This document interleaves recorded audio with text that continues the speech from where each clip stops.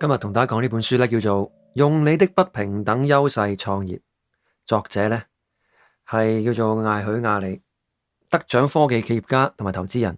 佢係英國 Just Eat 嘅第一位行政總裁。另一位作者咧就係巴桑富巴，企業家、新創公司策略顧問同埋導師。咁呢本書咧講咩嘅咧？用你的不平等優勢創業。咁乜嘢叫做不平等優勢呢？你想象下，有兩個人 A 同 B 同時申請一份工作，佢哋有同樣嘅經歷、同樣嘅資格同埋同樣嘅每一項條件。A 呢，用一般方式申請工作，佢花時間咧寫咗一份好靚嘅 CV 啦，亦都花咗好幾個鐘頭咧去寫佢即係成個編排履歷啊，點樣用啲詞語啊、用詞啊，希望咧睇落去咧係可以好似好出色咁。另一方面咧 B 咧，佢就冇花好多心力喎。佢個朋友就喺嗰間公司上班，朋友咧就同老細推薦佢，並且咧將佢個 CV 咧直接交俾老細。咁你覺得邊個比較有機會得到呢份工作呢？冇錯，就係 B， 因為人脈嘅關係，有咗朋友嘅推薦咧，令到 B 比較有機會。不平等優勢就喺事業上面將你置於一個有利局面嘅一個條件、資產同埋情況，而你嘅不平等優勢咧係得天獨厚，佢就係你嘅槓桿能力，可以咧堆疊並且產生雪球效應。咁對於任何人喺初創階段嘅新創公司而言咧，呢個不平等優勢就係每個創辦人嘅不平等優勢嘅總和。呢度嘅關鍵就係在於我哋要盡快確認同埋培養我哋嘅不平等優勢，無論我哋嘅年紀係啲乜嘢。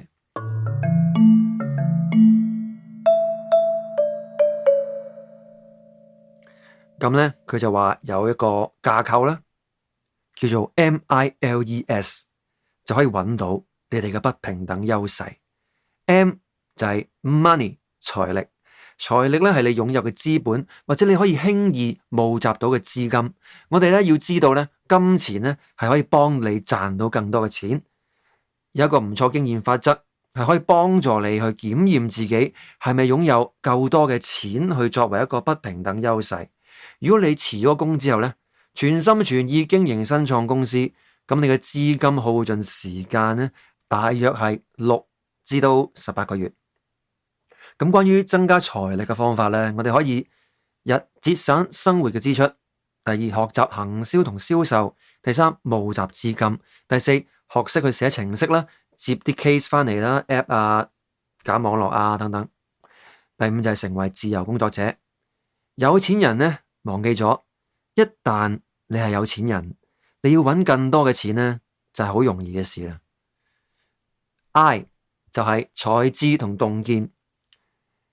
才智同洞見咧就係包括智商，係咪好識讀書啊？有冇生活智慧啊？同埋你嘅創造力係點呢？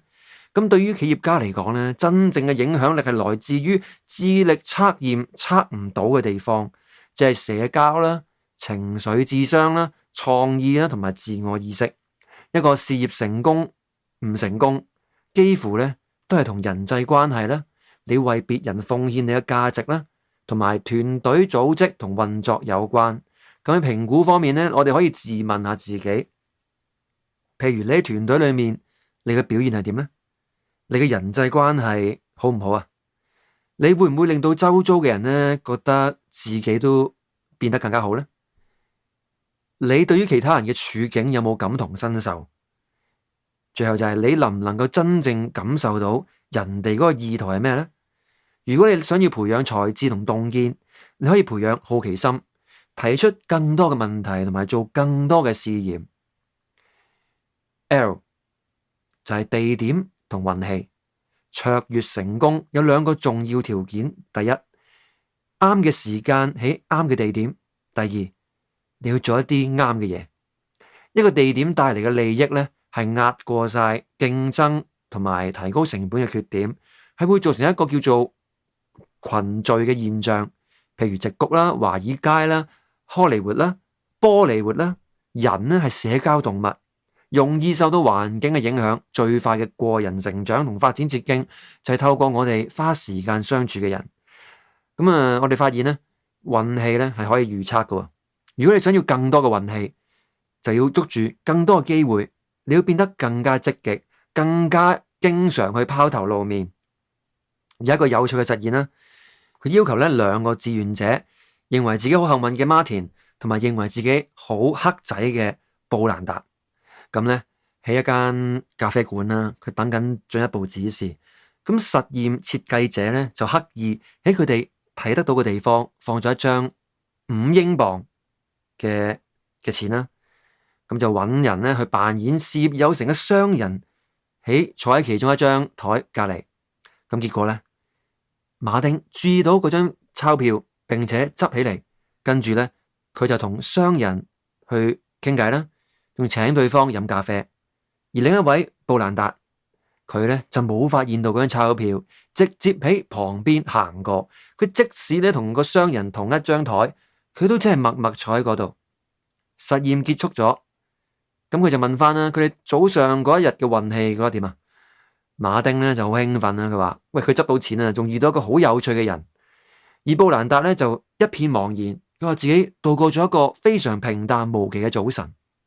馬丁嘅觀察力敏銳、主動、善於攀談，所以咧佢能夠同陌生人製造友善嘅關係。而嗰個人對佢嘅人生咧，可能係有潛在嘅附加價值。而布蘭達就因為佢比較消極，佢錯過咗呢啲機會。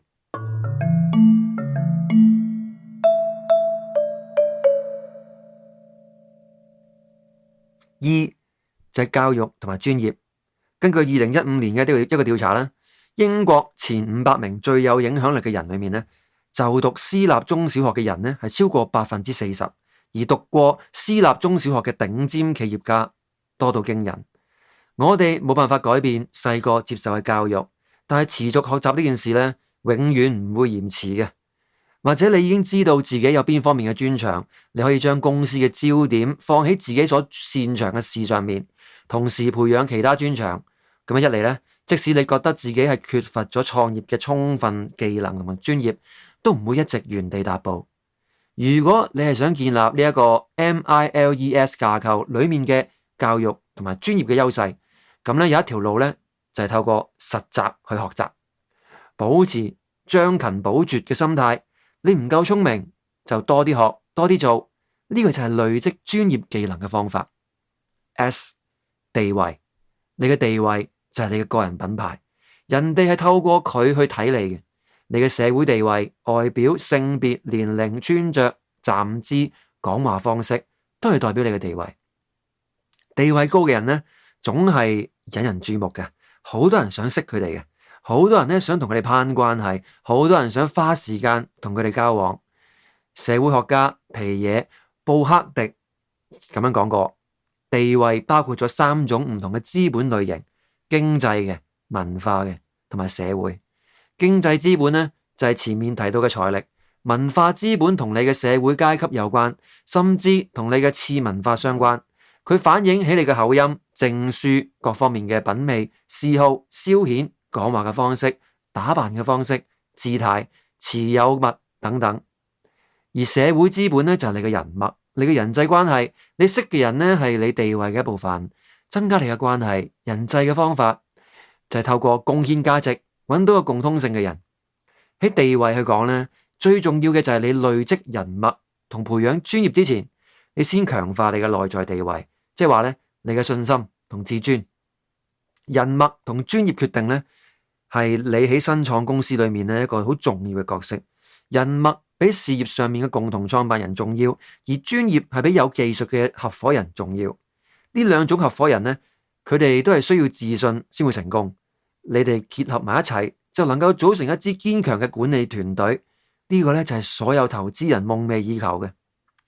企業家就係會跳落懸崖，並且咧喺跌落去嘅過程裏面，去 call 到架飛機過嚟。如果你仲未有共同創辦人，係時候要揾翻個啦。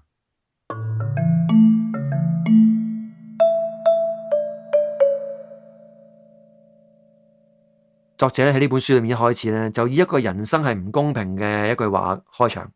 並且話俾我哋知道咧，要意識到呢件事之後唔好放棄。我哋要做嘅事咧就係檢視自己手上面有邊啲牌，有邊啲不平等優勢，並且利用呢啲牌咧去打出一場漂亮嘅賽局。即係所謂咧，越爛嘅牌就越要俾心機打。呢個世界雖然有好多唔公平，有好多關卡喺面前等住我哋。創業呢件事咧唔係咁易噶，但係我相信咧，你照住呢本書作者提供嘅架構，我哋慢慢咧就會揾到屬於自己嘅位置，利用自己嘅優勢去創造美好嘅事物。呢本書咧好適合咧，你覺得，唉，我都係咁嘅啫。佢絕對可以咧開啟你嘅思維，話俾你知道，其實喺人生裏面咧，有啲嘢係好重要，有啲嘢係需要重視。即係咧，譬如你打機，你都需要咧去睇攻略，你先知道，喂，原來藏喺棵樹下面咧有6條金條啊！你揾到啲金條，即係有錢啦。你有錢就會對於你喺個打個 game 裏面咧係有好大幫助。如果唔係，你好辛苦揾錢啦。即係講打機去講，咁去翻應用翻喺生活上、創業上面、人生裏面，有攻略咧係好緊要嘅。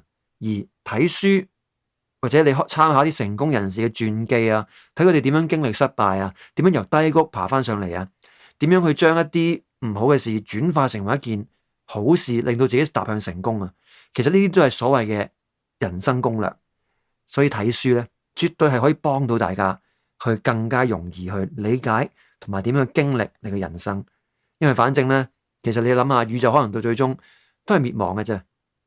咁生命嘅意義就係在於個過程，就係你奮鬥嘅過程。而我哋都相信知識係改變命運，書本就係你最好嘅老師。東哥說故事呢個 channel 咧，就會講好多唔同嘅知識書本去同大家分享，希望可以大家一齊每日進步1%，令到人生咧有更多嘅不平等優勢。中意嘅訂閱我哋啦，留言講低你嘅感覺，同埋分享俾你覺得需要呢本書嘅人。